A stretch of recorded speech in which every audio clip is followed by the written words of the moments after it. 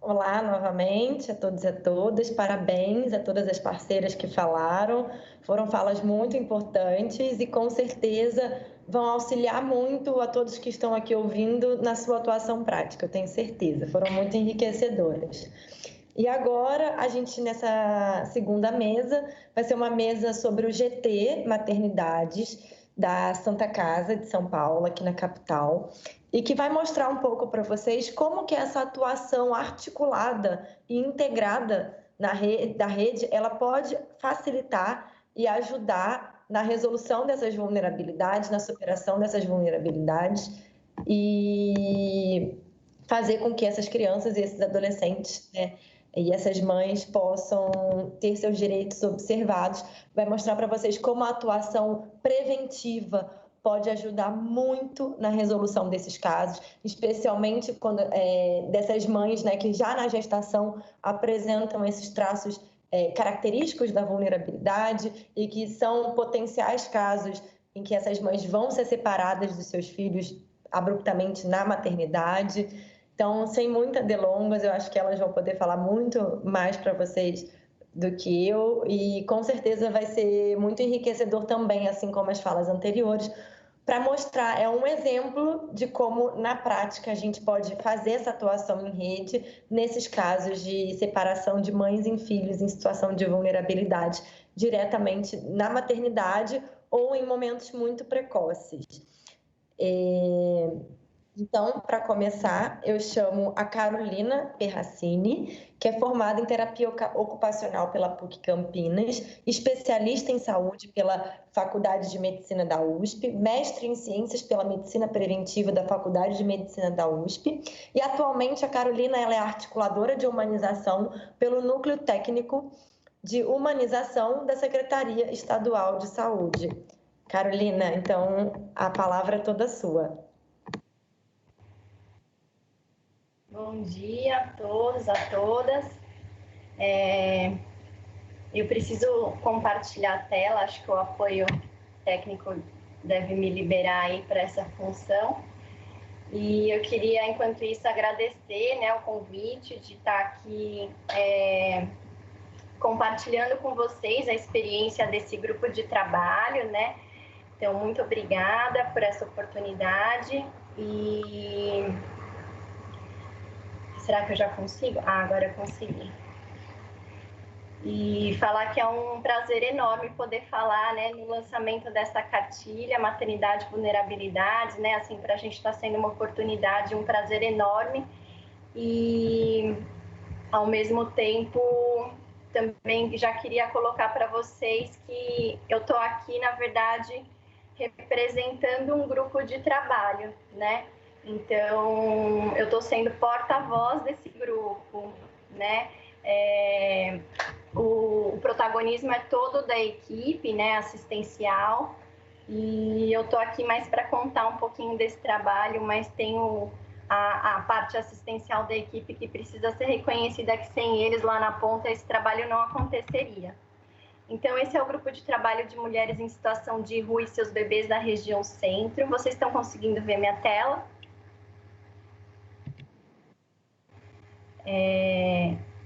Para contar para vocês um pouquinho da introdução desse trabalho. Esse trabalho começou quando eu comecei a fazer um apoio enquanto articuladora de humanização para a Santa Casa de São Paulo, e principalmente na maternidade. Então, eu acompanhei uma visita da Rede Cegonha, e naquele dia da visita de avaliação da Rede Cegonha foram identificados 4 casos de bebês sociais, né? E isso já deixava a equipe com nó na garganta e me deixou também com nó na garganta da gente pensar em alguma possibilidade para esses casos. Então, em 2017, a gente começou com algumas aproximações com o GT de gestantes em situação de rua da SMS, né, que é a Secretaria Municipal de Saúde do município de São Paulo, também com o GT Maternidades da Defensoria Pública. Então, tanto eu quanto representantes da Santa Casa, a gente acabou participando desses espaços. E também fizemos uma aproximação com a Coordenadoria Centro, e que é a responsável por esse território. Em novembro, nós fizemos o nosso primeiro encontro, então, o grupo começou com uma constituição mais da saúde, né, da maternidade da Santa Casa, com as equipes de consultório na rua, o Redenção na rua e a coordenadoria. A proposta desse grupo é discutir e acompanhar a transição do cuidado de gestantes em situação de rua e seus bebês e garantir que todas as possibilidades de manutenção de vínculos materno, paterno, rede socioafetiva sejam exploradas antes do processo de judicialização, visando a garantia de direitos humanos dessas mulheres e de seus bebês. Então, esse é o nosso grupo. Vi que hoje foi bastante comentado aqui da intersetorialidade, o nosso grupo é intersetorial. Então, ele começou com a saúde, mas depois a gente foi, né, ampliando, né, e revendo essa grupalidade, construindo ao longo do tempo, né, por conta dessa necessidade, assim, de incluir, pensar e ampliar as estratégias de cuidado e de vida dessas mulheres. Então, hoje a gente tem a maternidade da Santa Casa de São Paulo, consultório na rua, Redenção na rua, a Coordenadoria Centro, o CRATOD, o Centro de Acolhida do Amparo Maternal, o SAICAS, Casa Santa Baquita, o Instituto Fazenda História, o CIAT, a Defensoria Pública, o CARS da RS1 e a Humanização. Essa é uma foto de uma das nossas reuniões, quando a gente se reunia presencialmente. Os nossos encontros acontecem mensalmente, nas segundas-feiras do mês. As reuniões sempre foram cheias e com a pandemia a gente fez a transição aí para o modo videoconferência e as nossas reuniões continuam sendo cheias, assim, é um grupo bem articulado e tem uma participação bem ativa dos nossos representantes. Então, ao longo do tempo, a gente foi fazendo algumas pactuações, só vou pontuar algumas para não me estender. Então, a gente usa uma planilha, né, que foi construída coletivamente, que é norteadora um pouco das nossas discussões de caso. Então, a gente se reúne mensalmente para discutir esses casos. É uma planilha que tem o cadastro das equipes de consultório na rua e do Redenção, das gestantes. E aí, eles compartilham com a gente, até para a própria maternidade já ter ciência desses casos, e poder ver quem é a referência quando acontecer de bater alguma dessas mulheres lá na porta do pronto-socorro, a maternidade já sabe quem é a referência, qual a equipe, né, se ela está cadastrada nessa planilha do GT. Então, ela ajuda muito a gente na prática do dia a dia, mas a gente não restringe a ela a discussão dos casos. A gente também fez uma pactuação com o SAMU para que todas as intercorrências ginecológicas, obstétricas da região fossem encaminhadas para a Santa Casa de São Paulo, na região centro. A gente conta com o pré-natal de alto risco da Santa Casa de São Paulo. Elas podem fazer uma visita à maternidade para já iniciar esse vínculo. A gente tem também uma parceria aí com o município para oferta, né, do Implanon, caso seja de desejo a elas, né? Então, elas podem já sair da maternidade com o Implanon colocado, se isso for o desejo. A gente tem um acompanhamento prioritário, singular e individualizado dos casos pela Defensoria Pública, que participa do nosso GT. E temos também um grupo de WhatsApp, que é muito interessante, que a gente continua discutindo cuidado nesse grupo depois das nossas reuniões. Então, assim, as discussões elas continuam acontecendo ao longo do mês. Então, esse grupo, a gente trabalha com plano de cuidados e plano de vidas, né? Então, assim, desde a gestação até o parto e o nascimento e depois no puerpério. A gente continua acompanhando essas mulheres ao longo do tempo, né? E tudo isso, né, tentando entender os modos de vida dessas mulheres, respeitando os desejos, né? Entendendo que cada caso é singular e sempre voltado para a garantia de direitos. Então, aqui a gente tem uma foto, por exemplo, de um atendimento compartilhado lá na Santa Casa, no Jardim da Santa Casa, da equipe de consultório na rua com a maternidade e a família de uma gestante, né? Então, assim, eles estão reunidos ali para já iniciar essa discussão do cuidado junto com ela e com a família. Alguns dados a gente trouxe para vocês. Então, em junho de 2020, a gente tinha 38 mulheres, né? Assim, são dados desse ano, mas a gente só conseguiu fazer até junho. Uma média de 27 anos, 20 delas eram gestantes e 18 eram puérperas, e a maioria dos partos haviam acontecido mesmo na Santa Casa de São Paulo. Olha essa foto, como que ela carrega o bebê, gente. Não é emocionante? Eu fico sensibilizada, assim, emocionada com as fotos que eles apresentam lá no grupo de WhatsApp.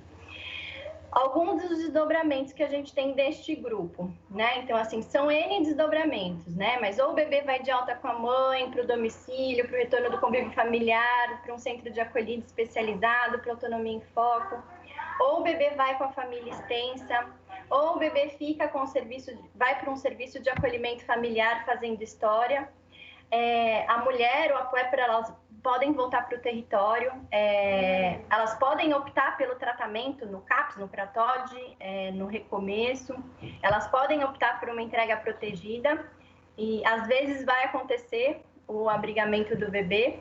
E eu pus reticências porque são N outras possibilidades, né, que podem surgir aí nessa construção de cada caso, devido às multiplicidades das existências nas ruas. Então, as ruas são, entre tantos outros territórios existenciais, um lugar onde as existências atuam e se produzem como redes vivas. Essa é uma frase do Merri. E quando as mulheres em situação de rua chegam nos serviços, elas carregam junto de si um mundo de possibilidades. Então, aqui, falando um pouco de como ampliar essa experiência, né, de levar para o interior, a gente tem tido uma experiência levando um pouquinho essa discussão desse grupo para o interior, né, como um vírus-vida, né? Então, foi uma iniciativa disparada pela saúde, mas a gente tem uma parceria importante com a Defensoria Pública, né, dos articuladores de humanização com a Defensoria Pública. A gente fez uma apresentação desse grupo para outras maternidades do estado de São Paulo. E depois dessa apresentação, a gente observou que foram iniciados grupos de trabalho em outras regiões, né? E eu tenho tido retornos bem positivos desses grupos de trabalho, respeitando, claro, a singularidade de cada território. Então, assim, cada território do interior, né, também tem uma singularidade, também tem uma composição, enfim, mas que a gente está achando muito importante porque está dando visibilidade para essa população que antes não era vista no interior, né? Então, a gente está começando a falar sobre isso.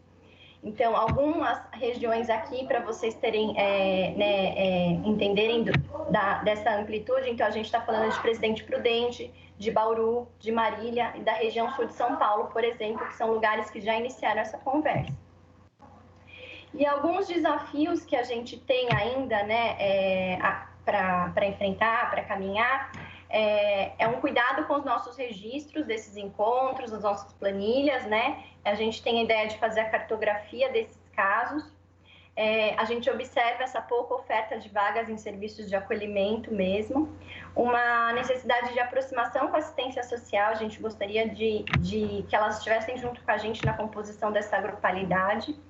A inclusão das mulheres nas discussões dos cuidados e projetos de vida, quando eu digo inclusão, seria nesse momento que a gente está ali reunido uma vez por mês discutindo, né? Porque nos atendimentos compartilhados, né, no dia a dia ali do cuidado, da assistência de quem está lá na ponta, eles acabam fazendo isso, né, nos atendimentos. Mas a gente sente falta de ter uma representatividade delas aí nas nossas discussões. E a gente ampliou, né, assim, o nosso GT também, e a gente começou um GT dos casos acolhidos. Então, de todos os casos que a gente discute, alguns casos acabam sendo acolhidos, e a gente iniciou agora, fez uma iniciativa aí de implantar um GT desses casos acolhidos, que são os nossos nós críticos, né, gente? São os casos mais complexos. E a gente já está no nosso terceiro encontro, então está sendo muito importante para a gente rever as estratégias, repensar esses casos, enfim, até para ajudar a gente na condução dos casos futuros e seguir ampliando e produzindo novas possibilidades. Agora a Virgínia vai falar um pouquinho com vocês. Obrigada!